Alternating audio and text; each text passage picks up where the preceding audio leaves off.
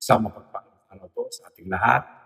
Gusto ko sanang magbigay kalamon sa ating mga kasamahan sa Barangay Council. Dito po ang punong barangay, Liga President Richard Ferrer Mendoza, sa ating mga kasamahan sa konseho, sa inyong barangay family, lalong-lalo na po sa ating barangay na dumalo po rito sa public hearing.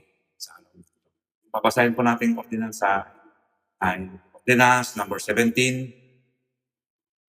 Ito po ay sponsored ni yours truly at sponsored po si Robert Ruben Madol. An ordinance prohibiting the act of being topless or half naked in public places. Ito po yung ordinansang binigay ng binaba ng DILG po, adapt ng barangay natin para maging ordinansa. Whereas Section 16, the Local Government Code of 1991, Republic Act 7160, provides that every local government unit shall exercise the powers expressly granted, those necessary implied therefrom, as well as powers necessary, appropriate, or incidental to its efficient and effective governance, and those essential to the promotion of the general welfare within their respective territorial jurisdiction. Local government units shall maintain peace and order, protect life, liberty, and property, promote the general welfare, and preserve the comfort and convenience of their inhabitants. Whereas one of the objectives of the Safer Cities Initiative is to make communities safer, wherein people may freely go about their daily lives without fear or being harmed. Whereas the Sangguniang Barangay recognized the importance of keeping general public safe from harm through the enactment of measures aimed at curbing immorality. Whereas there is need to regulate conduct in public places to maintain public order, prevent disturbances, and promote community welfare.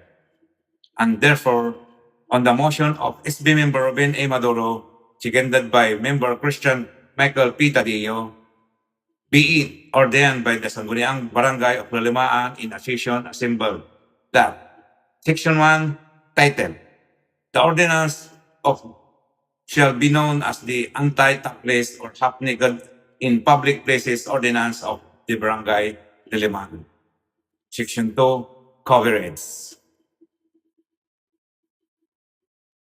This ordinance shall apply to all persons within territorial jurisdiction of Barangay of Lalimaan.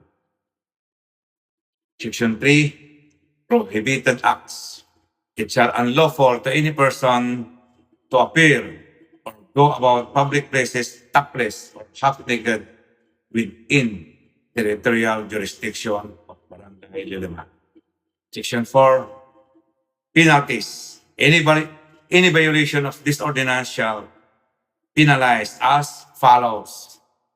Violation, first offense, penalty, fine of 300 pesos. Second offense, penalty po ay 700 pesos.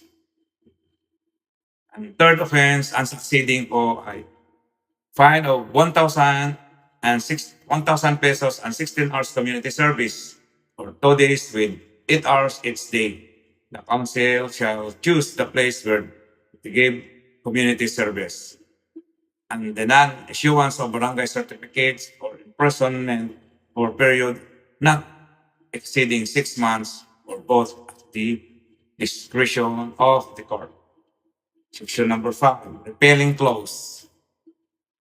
All ordinance, resolution, or parts thereof inconsistent with this ordinance are hereby repealed, amended, or modified accordingly.